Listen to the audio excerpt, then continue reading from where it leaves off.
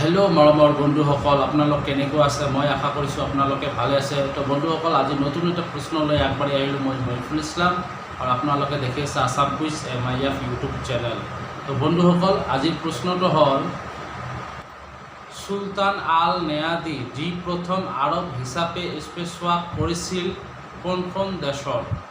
আকৌ এবাৰ প্ৰশ্নটো কৈ দিছোঁ, সুলতান আল নেয়াদি যি প্ৰথম আৰব হিচাপে স্পেচৱাক কৰিছিল কোনখন দেশৰ? অপশ্যন 4টা দি আছে, তাৰে ভিতৰত এটা অপশ্যন শুদ্ধ হয়। এই শুদ্ধ অপশ্যনটো আপোনালোকে কমেণ্ট কৰি জনাই দিব। এতিয়া মই অপশ্যনকেইটা কৈ দি আছোঁ। Option number 1 Israel, option number 2 Qatar, option number 3 UAE, option number 4 Saudi Arabia. তো আপোনালোকক কমেণ্ট কৰাৰ কাৰণে মই আপোনালোকক 10 ছেকেণ্ড সময় দিম। তো আপোনালোকে 10 ছেকেণ্ডৰ পিছত কমেণ্ট কৰি জনাই দিব। এতিয়া আমি কাউণ্টিং কৰিম। 9, 8, 7, 6, 5, 4, 3, 2, 1। তো বন্ধুসকল, আপোনালোকৰ সময় শেষ হৈ গ'ল। তো মই আপোনালোকক শুদ্ধ এনচাৰখিনি কৈ দি আছোঁ। শুদ্ধ উত্তৰটো হ'ল UAE।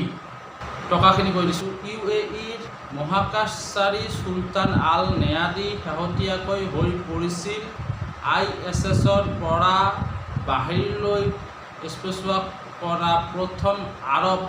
মহাকাশৰ শূন্যতাত স্পেচৱাকটো প্ৰায় 7 ঘণ্টা ধৰি চলিছিল।